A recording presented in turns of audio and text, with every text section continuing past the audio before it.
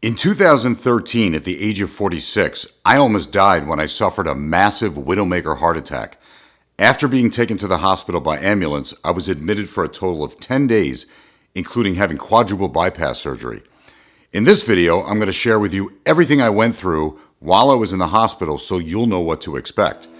I'm also going to tell you why 3 nurses and a doctor had to physically restrain me and tie me to the bed after I woke up from surgery.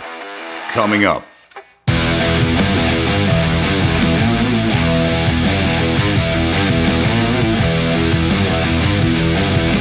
Hey guys, I'm Dean Snyder from Snyder Health.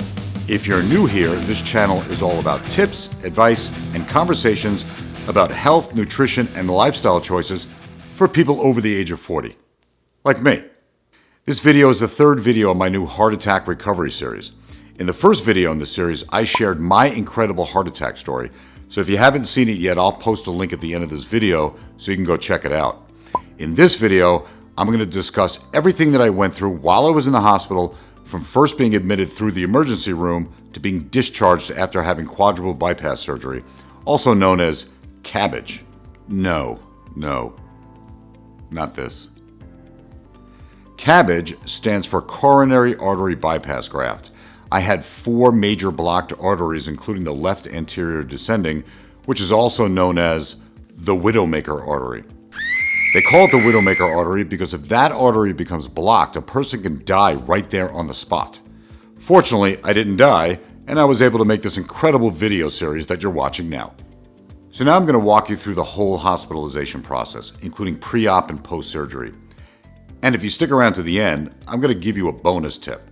Something you can do before having bypass surgery that'll help you get through the surgery and recover much more quickly right after surgery.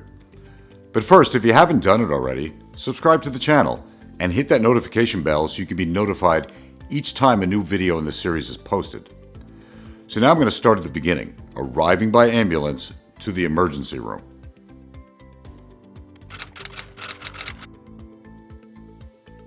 For those of you that were scheduled for heart surgery, you won't be arriving to the hospital through the emergency room. But if you're having a heart attack at that moment, chances are you'll be arriving to the hospital by ambulance, and your first stop will be the emergency room. When you first get to the emergency room, things are going to move very quickly. I remember the room was suddenly flooded with nurses and doctors getting prepared for me. Please keep in mind, they are busy doing stuff. You are not. Your job is to sit there and relax. Try not to be stressed out by the environment. They have jobs to do. You don't. When I got to the emergency room, they had me take my shirt off so they can hook up the leads for an echocardiogram. With an EKG, they can determine if you're actually having a heart attack or if you had one recently. They also took all kinds of other vitals to try to figure out the exact situation. Once they determined that I was actually having a heart attack, they had me get completely undressed to get me ready for the next stop, which was to try to get a better picture of the blockage through what's called an angiogram. Besides putting an IV line into your arm, I'm going to warn you now, they're going to insert a Foley catheter. A Foley catheter is basically a urinary tube that is inserted into your urethra. It's a little painful and uncomfortable going in, but once it's in, you won't really notice it. You're not going to be visiting the restroom anytime soon, so that's what that's for.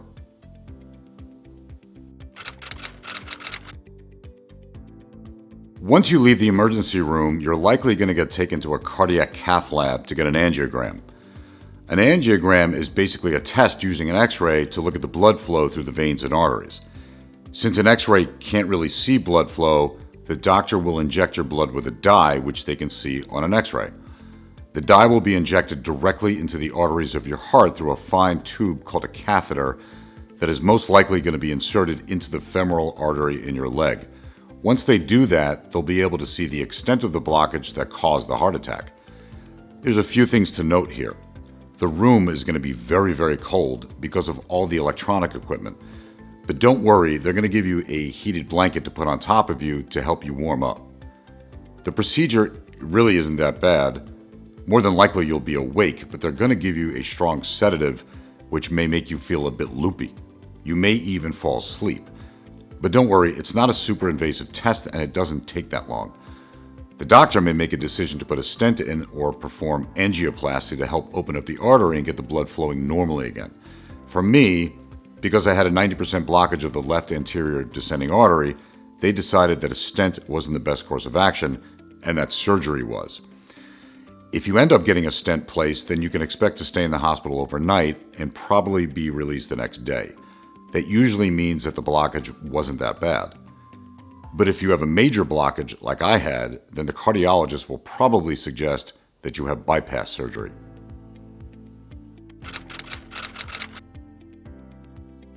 After I finished with the angiogram, they transferred me to a regular room to recover. The next day, which was a Friday, I met with the cardiologist and we went over the results of the angiogram. This is the point where he explained to me that my best course of action was to have bypass surgery. I had multiple blockages, so he felt like this was the best way to get me out of the danger zone. That news scared the shit out of me. I spent the next 24 hours debating whether I should just leave the hospital and simply do a radical lifestyle change. After all, I just completed my new website after 3 long years, and now I'm expected to have open heart surgery 1 day later. I didn't know what I was going to do. I was terrified. I couldn't make a decision. On Saturday, I still hadn't made up my mind. I cried to my wife about the whole thing. I felt like this was going to be the biggest decision I'll ever have to make in my life. After a few more hours, a doctor came in to talk to me and my wife. He explained that I either had to elect to do the surgery or they were going to have to release me. I started to realize that if I didn't do the surgery, I'd run the risk of dropping dead on my kitchen floor sometime in the near future. I finally made the decision. Do the surgery.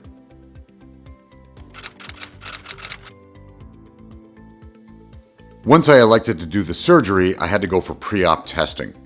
This is where you're put through a whole series of tests to make sure that you could actually handle the surgery. They want to determine any and all risks that might come up, so be prepared to be wheeled all over the hospital to different rooms for different testing. Once they determined that I was a safe candidate for bypass surgery, they made the appointment for the surgery. First thing Monday morning. All I had to do was get through Sunday without losing my mind.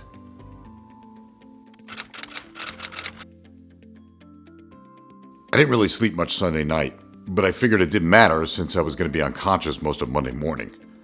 They came to get me in my room about 5 a.m. and brought me down to the staging area. If you're a man, this is where they're going to shave your chest. They'll also give you some last-minute information, and the surgeon will probably visit to answer any last-minute questions that you have. After that, you'll be given a sedative to help get you relaxed. It's at this point that I kissed my wife, and I told her that I'll see her when it's over, God willing. They finally came to get me to take me to surgery. I wasn't more than 20 feet down the hall when I finally blacked out cold.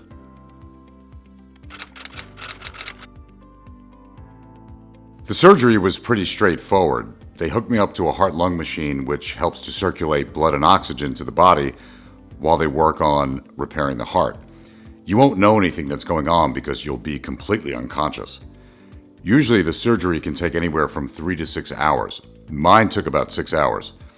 Originally I was going to have 3 arteries bypassed, but they made a last-minute decision to bypass a 4th artery since it also had blockages, and they figured, well, while we're in here, we might as well. So I ended up having a quadruple bypass instead of a triple. The more the merrier, I guess.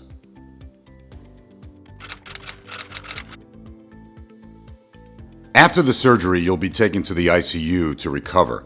Chances are you won't wake up for at least another hour or 2.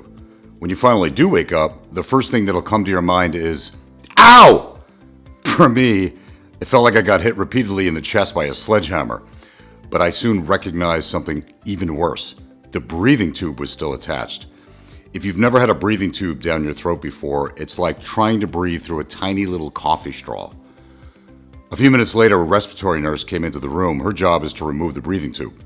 Here's where my story takes a violent turn.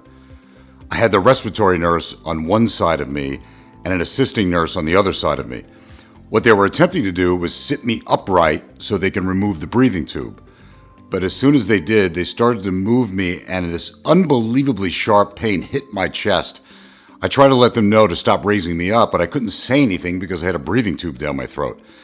They kept lifting me up, and the pain was unbearable, so I grabbed both nurses by their shirts, one on either side, and I violently pulled them towards me on top of me, and I wouldn't let them go. I couldn't think of any other way to let them know how much pain I was in. At some point, another nurse came in with a doctor to help restrain me. Apparently, I was being so violent that they gave me another sedative through my IV, and poof, I was unconscious again.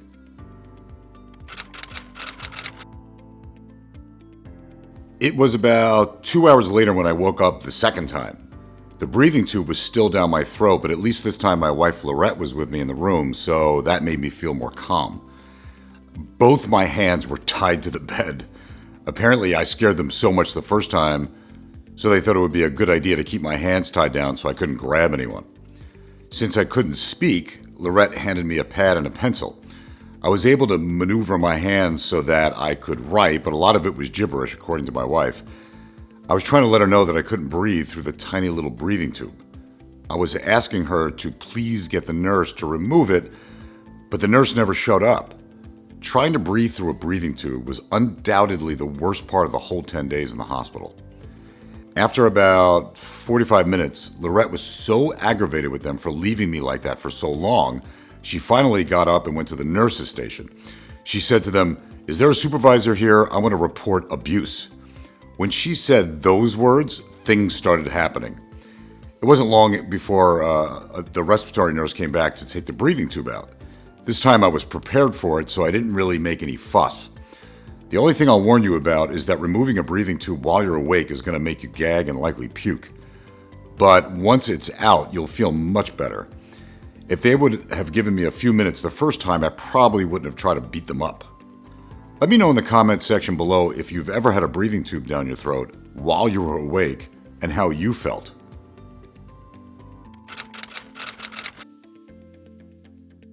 After a couple of days in the ICU, it'll be time to transfer you up to a regular hospital room to finish recovering from the surgery. But not before they remove a bunch of stuff from your body, since you'll be hooked up like Frankenstein's monster. One of the things they'll remove is your chest tubes. Chest tubes are for draining any excess fluid that might have built up inside the pericardium, the sac around the heart. It's a bit weird when they do it. It's not super painful, but pretty uncomfortable. The doctor will basically ask you to brace yourself, and when you're ready, it'll be 1, 2, 3, pull. Again, quick flash of pain, but it's over quickly. The second thing they'll want to remove is the pacing wires. Pacing wires are electrical wires that will be sticking out of your abdomen, which are connected to your heart by way of small sutures. The pacing wires are there in case something happens with the beating of your heart, and they need to apply a small charge in order to get your heart beating at the correct rhythm. Chances are these won't be necessary for you. But when it comes time to remove them, it's nothing more than the doctor telling you to brace yourself again, and then 1, 2, 3, pull. It feels more weird than painful. Not as bad as the chest tubes though. And chances are you're going to have an IV line attached directly to the carotid artery in your neck. This will have to be removed as well. Removing that line requires a nurse to pull out the IV line and then hold pressure on your neck to keep it from bleeding. Not very painful at all, but the nurse is going to be holding pressure on your neck for about 5 to 10 minutes. So hopefully you'll have something interesting to talk about when they're standing there for that long. And lastly, they're going to remove the Foley catheter, the PP tube. Again, super uncomfortable when they're removing it, but not really painful at all.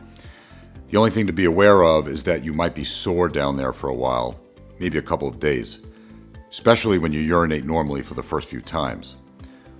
Once you're disconnected from all the stuff, they'll start the process of moving you up to a regular hospital room.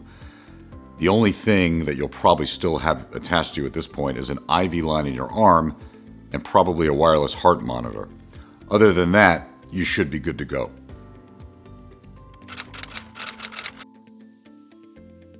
So after the ICU, they'll take you up to a regular hospital room where you'll stay for about 4 to 10 days or so. You can finally get some rest, right? Wrong. You're not going to get any rest, and you're certainly not going to get any sleep. There's going to be somebody in your room every 15 minutes either taking your blood pressure and temperature, giving you drugs, taking blood so they can run tests. Doctors are going to be visiting you to see how you're doing and check your incision. Just when you think you can finally get some sleep, someone is going to come in and wake you up. It's madness. which brings me to my next topic, hospital food. Don't eat the hospital food.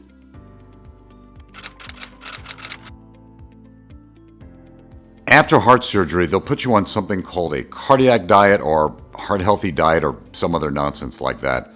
There's some dietitian that works for the hospital crafting diet plans that includes high fructose corn syrup, processed foods and processed sugars, and just all around non-healthy food. The first dinner they tried to give to me up in the room was a Salisbury steak with brown gravy, mashed potatoes, some tiny bit of veggies, and a dessert made from aspartame. Not only is this not a heart-healthy meal that you would want to eat after a major invasive surgery, but it's not even a meal that you would want to eat normally. The question is, what do you do about food? You need your energy, right?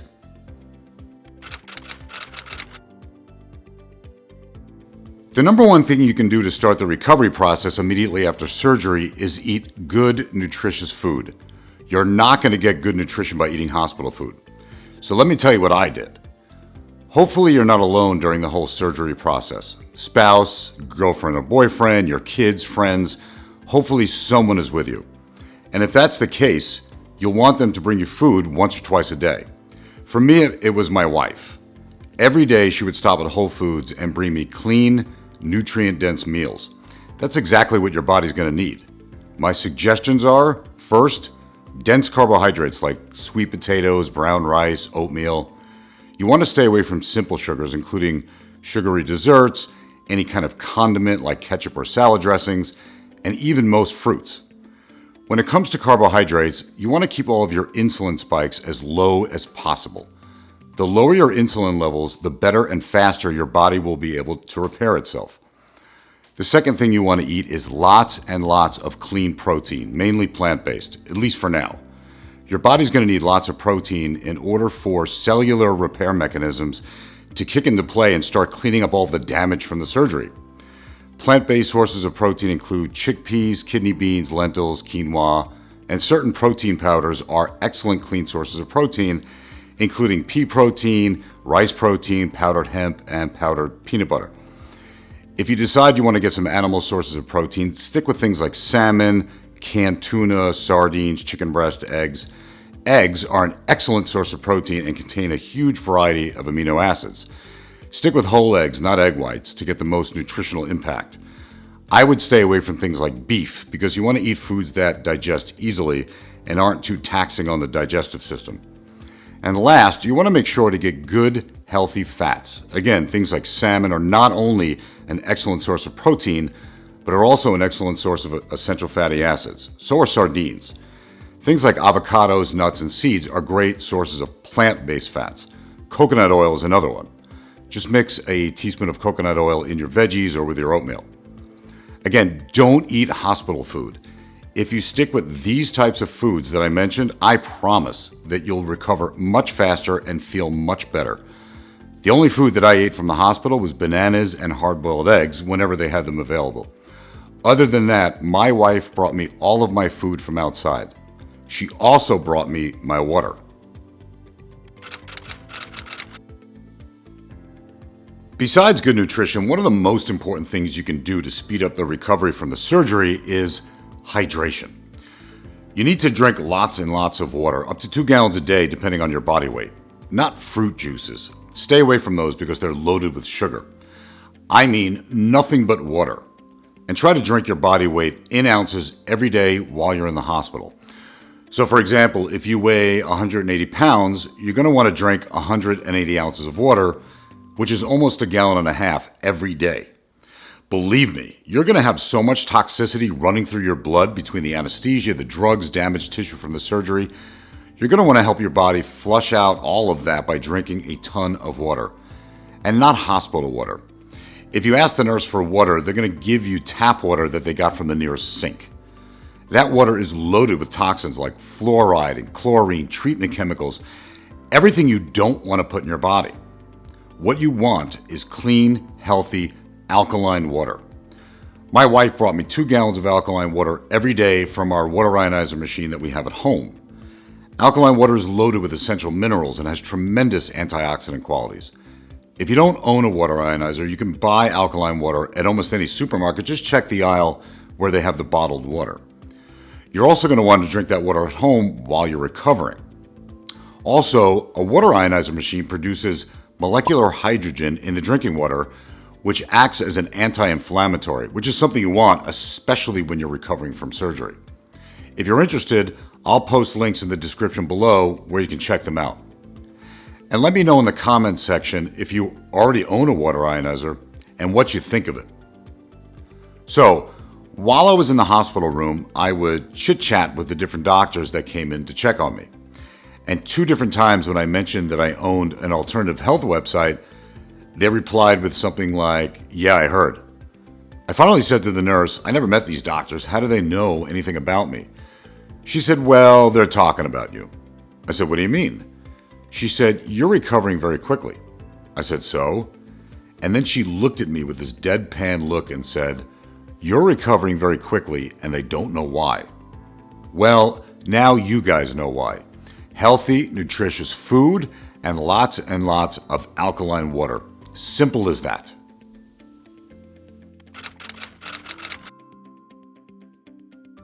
Within about 4 to 10 days after the surgery, the doctor will decide if you're stable enough to discharge you from the hospital.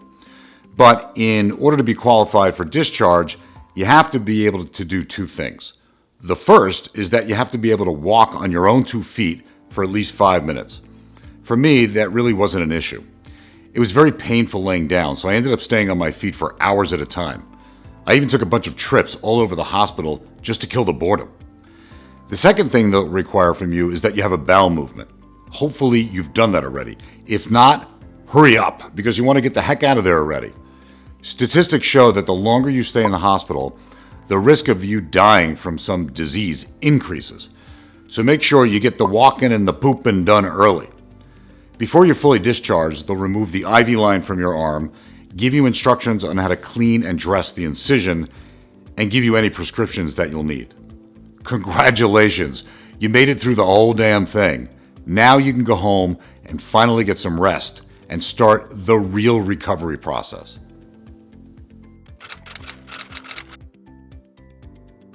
As I mentioned in the beginning of this video, I wanted to give you guys this important bonus tip. If it's decided that you need heart surgery, a very important thing you can do to make your surgery go much more smoothly is fasting. Medical research shows that if you fast for up to 7 days before heart surgery and then go back to healthy nutrition after the surgery, not only will the surgery be less problematic, but the recovery afterwards will be much better. Just make sure that you drink plenty of water beforehand. Remember, 1 ounce of water for every pound of body weight per day. And make sure to get a few pinches of sea salt during each day to help keep the cells stay hydrated and your electrolyte levels normal. I had my heart attack on a Thursday. I didn't eat anything until the night after the surgery, which was Monday night. That was a 4-day fast. And then, of course, I already told you what I was eating the whole week. There are a couple of reasons why fasting is beneficial before surgery. The first has to do with insulin and insulin regulation. Fasting causes you to become more insulin sensitive. A reduction in insulin in the blood before surgery will reduce the inflammatory response by your body. Lowering the inflammatory response is obviously a major benefit after you've had surgery. The second benefit has to do with causing your body to go into a state of autophagy. Autophagy is a process that causes a rapid increase of your body breaking down and discarding damaged cells and tissue while increasing the rate of cellular repair. Autophagy usually occurs after 2 to 3 days of fasting. Major surgery causes a lot of damage in the body. Therefore, getting your body into a state of autophagy will dramatically increase the rate at which your body heals itself. There's a ton of information online about these 2 topics, so I won't go into them here. Just know that fasting before surgery is definitely beneficial, despite what the doctors might tell you. So hopefully now you have a full picture of what to expect when you get to the hospital after a heart attack and if you end up having bypass surgery. If you learned something from this video, go ahead and give it a thumbs up and leave a comment if you have any specific questions about what I talked about. In the next video in the series, I'm going to talk about coming home from the hospital and starting your new life after your heart attack. If you subscribe to the channel and hit that notification bell, you'll be alerted when the next video is released. Until then, thank you for visiting my channel, and I hope to see you around in the next video.